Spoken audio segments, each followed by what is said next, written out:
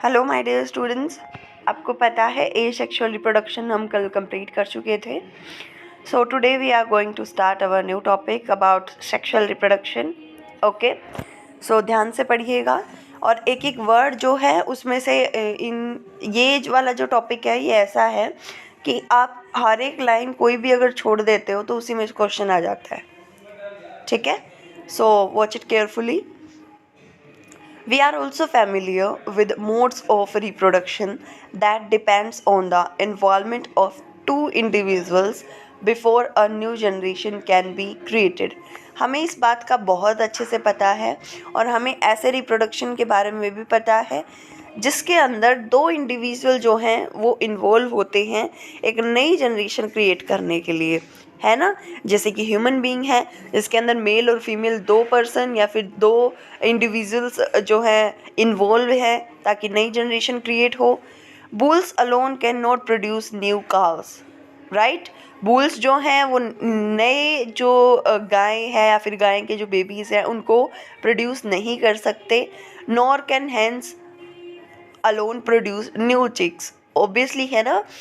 अकेले जो हैंस हैं वो भी नए बेबी पैदा नहीं कर सकते हैं। In such cases both sexes male and female are needed to produce new generation.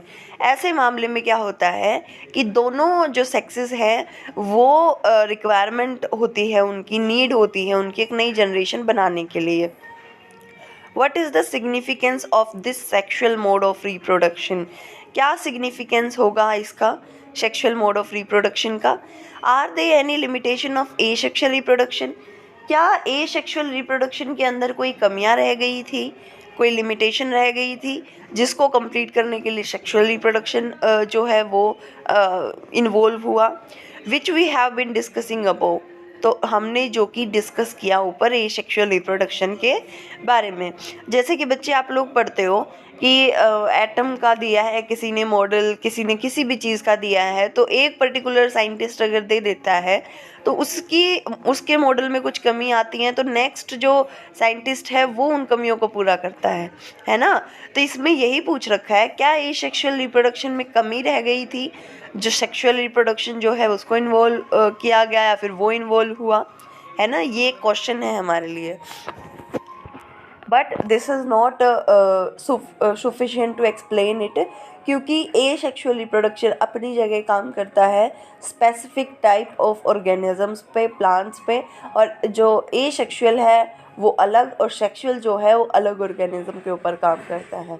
ठीक है, अब एक बच्चे का क्वेश्चन आया था, मोनिका आपका क्वेश्चन था ये कि जो मल्टी सेलुलर, मुझे एक्चुअली क्वेश्चन थोड़ा कॉम्प्लेक्स लगा, मतलब समझ नहीं आया मुझे कि बच्चा पूछना क्या चाह रहे हैं, बट आई गेस आप ये पूछना चाह रहे हैं कि जो ए सेक्सुअल रिप्रोडक्शन है, बर्डिंग वगैरह, रीजनरेशन वगैरह, वो मल्टी सेलुलर ऑर्गेनिजम्स में होती है या यूनिसेलुलर ऑर्गेनिज्म में, राइट।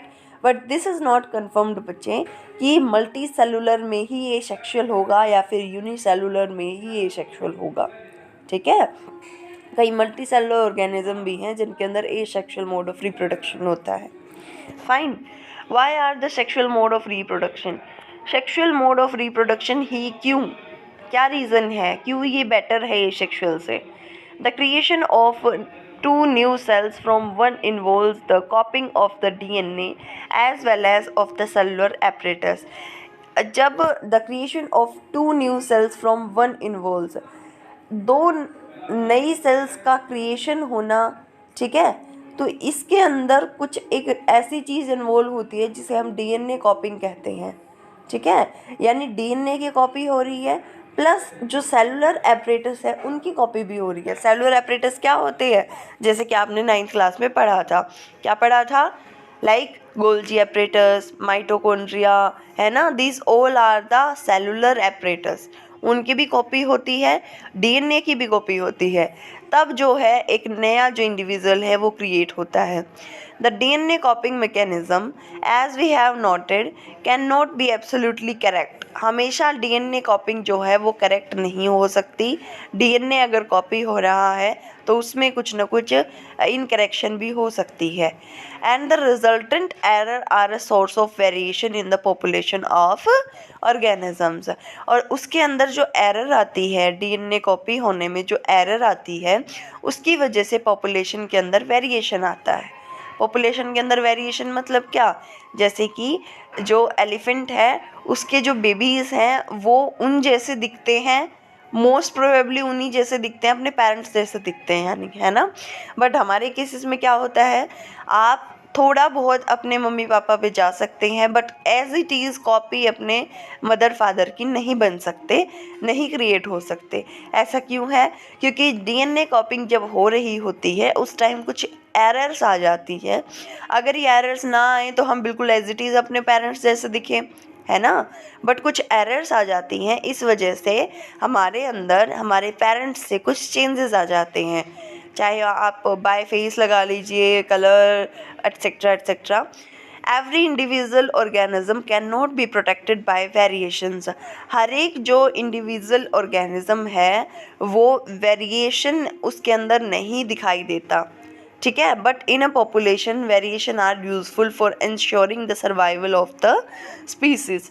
लेकिन सर जो वेरिएशन है यानी जो चेंज है वो बहुत ज़्यादा ज़रूरी है। इससे जो स्पीसीज़ है या फिर जो पॉपुलेशन है वो ज़्यादा बेटरली जो है सर्वाइव कर पाती है, ज़िंदा रह पाती है। It would therefore make sense if organism came up with reproductive modes that allowed more and more variations to be generated। क्या इससे ये सेंस बनती है कि जो रिप्रोडक्टिव मोड्स हैं, रिप्रोडक्टिव मोड्स कौन से हैं, एसेक्सुअल रिप्रोडक्शन, सेक्सुअल रिप्रोडक्शन, है ना। एसेक्सुअल में भी काफ़ी पार्ट्स होते हैं, राइट। तो उसमें वेरिएशन जो है वो ज़्यादा से ज़्यादा बने। While DNA mechanisms are not absolutely accurate। accurate का मतलब क्या होता है बेटा, सही होना, ठीक है। यानी जो DNA मैकेनिज़्म है यानी DNA कॉपी मैकेनिज़्म है वो हमेशा एब्सोल्युटली करेक्ट नहीं होती है। They are precise enough to make the generation of variation a fairly slow process, ठीक है। मतलब क्या कि वो मतलब इनकरेक्ट है थोड़ा सा, यानी उसके अंदर कुछ एरर्स आ सकती हैं डीएनए कॉपी होते टाइम, बट वो करेक्ट भी बहुत सारा है। मान लो 100 में से 10% 20% अगर वो इनकरेक्ट है तो बाकी 80% तो करेक्ट है ना।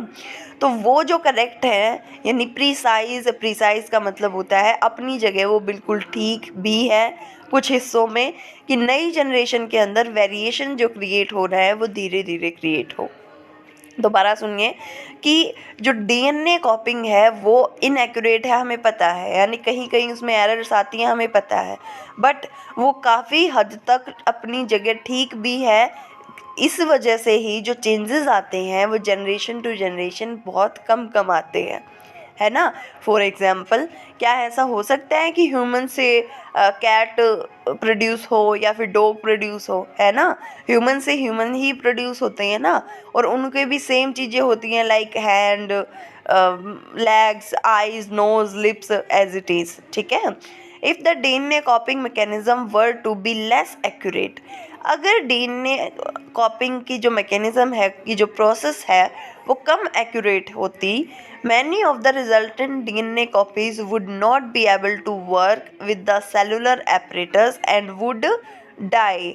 मतलब क्या, अगर बिल्कुल ही डीएनए कॉपिंग की जो मैकेनिज्म है वो लेस एक्यूरेट होती, या फिर हम कह सकते हैं कि काफ़ी हद तक वो गलत होती, काफ़ी हद तक उसके अंदर एरर्स होती, तो फिर क्या होता, जो रिजल्टेंट डीएनए कॉपीज़ बनती, रिजल्टेंट डीएनए कॉपीज़ कौन सी होती हैं, जैसे कि हम कोई भी जो कॉपिंग मशीन है या फिर फ़ोटोकॉपी मशीन है उसके अंदर पेजेस डालते हैं, है ना, और वो जो बाहर निकालते हैं हम पेजेस, वो अगर कॉपी ही ना बने, वो बहुत डिफरेंट से बन जाएं, उसे हम कह रहे हैं रिजल्टेंट डीएनए कॉपीज़, ठीक है।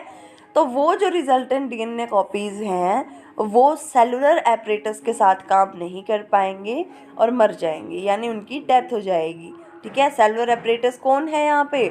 माइटोकॉन्ड्रिया, गोल्जी एपरेटस, ये सारी चीज़ें है ना। इनको बोल रखा है कि जो सेल के अंदर जो एपरेटस प्रेजेंट है, सेल के जो पार्ट्स हैं उनके साथ जो कॉपी हुआ डीएनए है वो काम नहीं कर पाएगा।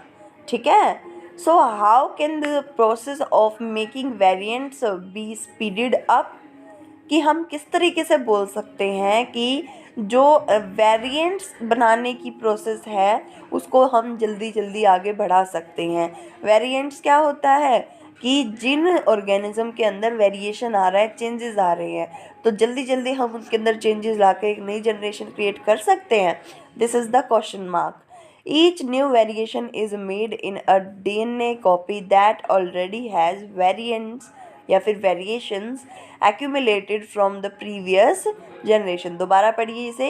Each new variation is made in a DNA copy that already has variation accumulated from previous generation। देखो इस लाइन का क्या मतलब है बेटा, जैसे कि मान लीजिए आपके जो पेरेंट्स हैं उनसे डीएनए कॉपी होके आपके पास आ रहा है ना, और उसमें कुछ चेंजेस हो रहे हैं, राइट, चेंजेस हो रहे हैं ना डीएनए कॉपी में।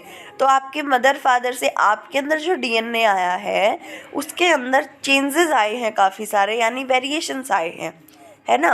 और उसके बाद आपसे जो आपकी नई जनरेशन है उसके अंदर जो डीएनए कॉपी होकर जाएगा उसके अंदर और ज़्यादा चेंजेस आएंगे, है ना। तो ऐसे ही करके जो वेरिएशन है वो जनरेशन टू जनरेशन एक्यूमुलेट हो रहा है। एक्यूमुलेट मतलब इकट्ठा हो रहा है। Thus two different individual in a population would have quite different patterns of accumulated variations। तो इसी वजह से जो populations अलग अलग हैं, अलग अलग individuals हैं, वो एक दूसरे से different होते हैं पैटर्न्स में। पैटर्न किस चीज़ का? पैटर्न एक्यूमुलेटेड वेरिएशन का, यानी जो वेरिएशन है वो इकट्ठा होता जा रहा है। यानी मान लो आपके पेरेंट्स से आपके अंदर 5% वेरिएशन हुआ है, आपसे फिर आपकी नई जनरेशन में 10% हो जाएगा, राइट। इसी तरीके से since all of these variations are in living individuals, ये जितने भी वेरिएशन होते हैं वे लिविंग बॉडीज़ में होते हैं। It is assured that they do not have any really bad effects, और इस बात के लिए हम बहुत श्योर हैं कि इन वेरिएशन का, इन चेंजेस का हमारे ऊपर कोई भी बैड इफ़ेक्ट नहीं पड़ता है। Combining variations from two or more individuals would thus create a new combination of variants। Combining variation क्या होता है कि एक जो वेरिएशन है या फिर एक जो चेंजेस है सॉरी, वो कंबाइन होकर फ्रॉम टू और more individuals would thus create new combination of variants. क्या मतलब है इसका?